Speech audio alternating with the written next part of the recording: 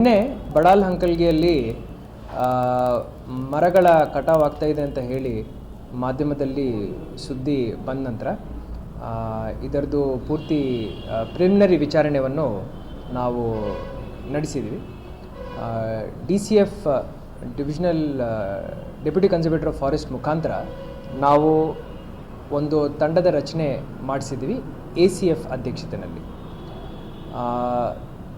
ಇದನ್ನು ಈ land total ಈ ಸರ್ವೆ ನಂಬರ್ 40 ಎಕರೆ ಹಿಂದಿನ ವರ್ಷ ಪ್ರಧಾನ ಮಂತ್ರಿ ಕುಸುಮ್ ಸಿ ಈ ಸೋಲಾರ್ ರೆನ್ಯೂಯಬಲ್ ಜನರೇಷನ್ಗೋಸ್ಕರ ಗ್ರ್ಯಾಂಟ್ ಮಾಡಲಾಗಿದೆ.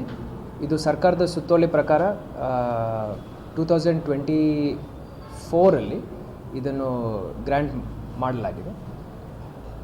ಅಲ್ಲದೆ ಇದು ಯಾಕೆ ಗ್ರ್ಯಾಂಟ್ ಆಗಿದೆ ಅಂದರೆ PM ಕುಸುಮ್ ಸಿ ಸ್ಕೀಮಲ್ಲಿ ಯಾವ ಕ್ಷೇತ್ರಗಳಲ್ಲಿ ರೈತರಿಗೆ ಈ ವೋಲ್ಟೇಜ್ ಸರಿಯಾಗಿ ಸಿಗಲ್ಲ, ಕರೆಂಟ್ ಸರಿಯಾಗಿ ಸಿಗಲ್ಲ, ಅಲ್ಲಿ ಸೋಲಾರ್ ಅವರ್ಸಲ್ಲಿ ಸೋಲಾರ್ ಪ್ಯಾನಲ್ಸ್ ಮುಖಾಂತರ ಓನ್ಲಿ ಫಾರ್ ಅಗ್ರಿಕಲ್ಚರ್ ಲೋಡ್ ಈ ಪ್ಯಾನಲ್ಸ್ಲು ಅಳವಡಿಸಿ ಅವ್ರಿಗೆ ಕರೆಂಟ್ ಸಪ್ಲೈ ಮಾಡಬೇಕಂತ ಹೇಳಿ ಈ ಸ್ಕೀಮ್.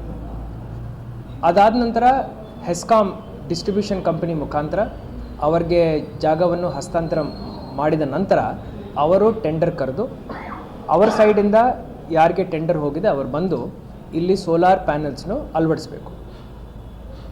ಈ ಸಮಯದಲ್ಲಿ ಅವ್ರು ಬಂದು ಅಲ್ಲಿ ಲ್ಯಾಂಡ್ ಕ್ಲಿಯರಿಂಗ್ ಮಾಡುವಾಗ ಜನರದು ಅಲ್ಲಿ ನಮಗೆ ಏನು ಬೇಡಿಕೆ ಬಂತಂದರೆ ಅಲ್ಲಿ ವಿವಿಧ ಟಿಂಬರ್ ಗಿಡಗಳಿದ್ದಾವೆ, ಅದನ್ನು ಕಟಾವು ಮಾಡಲಿಕ್ಕೆ ಅವರು ಪರ್ಮಿಷನ್ ತಗೊಂಡಿಲ್ಲ, ಹಾಗೆ ಕಟಾವು ಮಾಡ್ತಾ ಇದ್ದಾರೆ ಅಂತ ಅವರು ಹೇಳಿದರು.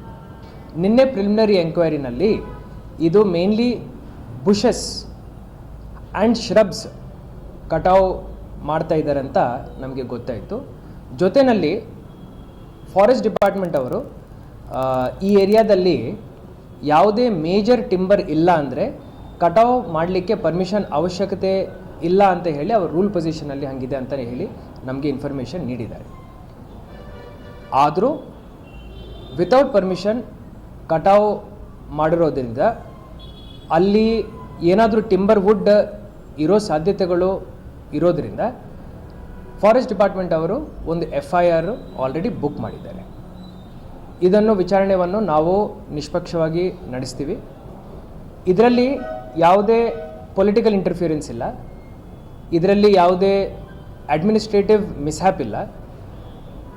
ಓನ್ಲಿ ಪಾಯಿಂಟ್ ಏನಂದರೆ ಟೆಂಡರ್ ಕಾನೂನಾತ್ಮಕವಾಗಿ ಹೆಸ್ಕಾಮಿಂದ ಆಗಿದೆ. ಟೆಂಡರ್ ಬಂದು ಅಲ್ಲಿ ಲ್ಯಾಂಡ್ ಕ್ಲಿಯರೆನ್ಸ್ ಮಾಡುವಾಗ ಇನ್ ಕೇಸ್ ಅವರಿಂದ ಏನಾದರೂ timber wood permitted timber wood ಏನಾದರೂ ಪರ್ಮಿಷನ್ ತಗೊಂಡು ಕಟಾವು ಮಾಡೋ ಗಿಡಗಳನ್ನು ಅವರು ಕಟಾವು ಮಾಡಿದ್ದಾರೆ ಅಂದರೆ ಅವ್ರ ಮೇಲೆ ಕಠಿಣ ಕಾನೂನಿನ ಕ್ರಮ ನಾವು ಕಡ್ಡಾಯವಾಗಿ ತಗೊಳ್ತೀವಿ. ಸೊ ಯಾರು ಒರಿಜಿನಲ್ ಟೆಂಡರ್ ಇದ್ದಾರೆ, ಯಾರು ಬಂದು ಪರ್ಮಿಷನ್ ತಗೋಬೇಕಾಗಿತ್ತೋ ಅವ್ರ ಮೇಲೆ ಫಾರೆಸ್ಟ್ ಅವರು FIR ಮಾಡಿದ್ದಾರೆ ಅಂತ ನನಗೆ ಮಾಹಿತಿಯನ್ನು ನೀಡಿದ್ದಾರೆ. ಇನ್ನೂ ನನಗೆ ಅಧಿಕೃತ ರಿಪೋರ್ಟ್ ಬರಲಿಕ್ಕಿದೆ.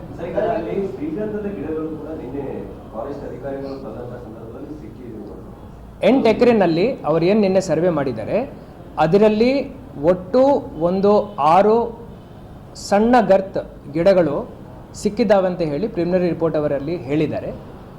ಇದು ಸ್ವಲ್ಪ ಗ್ರೇ ಏರಿಯಾ ಇದೆ.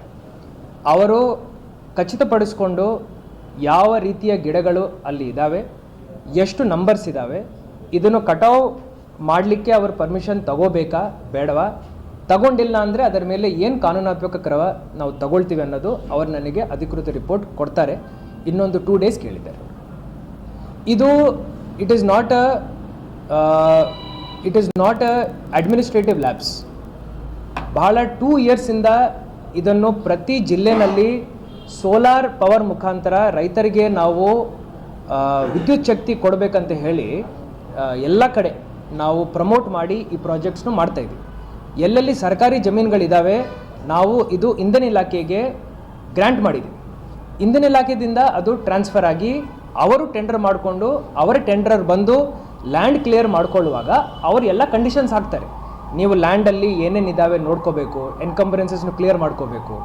It is the responsibility of the contractor who has to come, who has to apply for necessary permissions and execute the work. ಆ ಒಂದು ಲಾಸ್ಟ್ ಸ್ಟೆಪ್ಪಲ್ಲಿ ಕಾಂಟ್ರಾಕ್ಟರ್ ಮುಖೇನ ಏನಾದರೂ ಲ್ಯಾಪ್ಸ್ ಆಗಿದೆ ಅಂದರೆ ಅವರ ಮೇಲೆ ನಾವು ಖಂಡಿತ ಕಾನೂನಾತ್ಮಕ ಕ್ರಮ ನಾವು ತಗೊಳ್ತೀವಿ. ಇದರಲ್ಲಿ there is no other issue involved. There is no political angle, there is no administrative angle. Sir, ಈಗ ರೈತರು ಹೇಳ್ತಿದ್ದಾರೆ, ಏನು ಗಿಡ ಮರಗಳ ಇರುವಂಥ ಪ್ರದೇಶವನ್ನು ಬಿಟ್ಟ ಬೇರೆ ಕಡೆ ಮಾಡ್ಬೋದಿತ್ತು. ಅಲ್ಲಿ ರಾಷ್ಟ್ರೀಯ ಪಕ್ಷಿಗಳಿದ್ದಾವೆ, ಸಣ್ಣ ಪ್ರಾಣಿಗಳಿದ್ದಾವೆ, ಇತಿಹಾಸ ಇರುವಂಥ ಗುಡ್ಡ ಸರ್, ರಾಯಣ್ಣರು ಓಡಾಡಿದಂಥ ಗುಡ್ಡ. ನಾವು ನಮ್ಮ ಜಿಲ್ಲೆನಲ್ಲಿ ಸರಿಸುಮಾರು ಇಂಧನ ಇಲಾಖೆಗೆ 600 ಎಕರೆ ಕೊಟ್ಟಿದ್ದೀವಿ.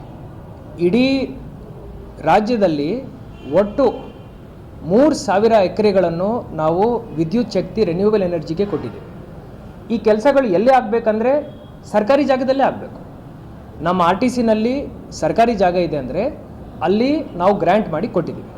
ಏನಾದರೂ ಅವರಿಗೆ ಅಬ್ಜೆಕ್ಷನ್ ಇತ್ತಂದರೆ ಅವ್ರು ನಮಗೆ ಬಂದು ರೇಸ್ ಮಾಡ್ಬೋದು, ನಮಗೇನು ಪ್ರಾಬ್ಲಮ್ ಇಲ್ಲ. ಗ್ರ್ಯಾಂಟ್ ಮಾಡಿ 1.5-2 ವರ್ಷ ಆದ ನಂತರ ಈಗ ಕಾಂಟ್ರಾಕ್ಟ್ರಲ್ಲಿ ಹೋಗಿ ಕೆಲಸ ಮಾಡುವಾಗ ಏನಾದರೂ ಈಗಲೂ ಏನಾದರೂ ಇಶ್ಯೂ ಇದೆ ಅಂದರೆ ನಾನು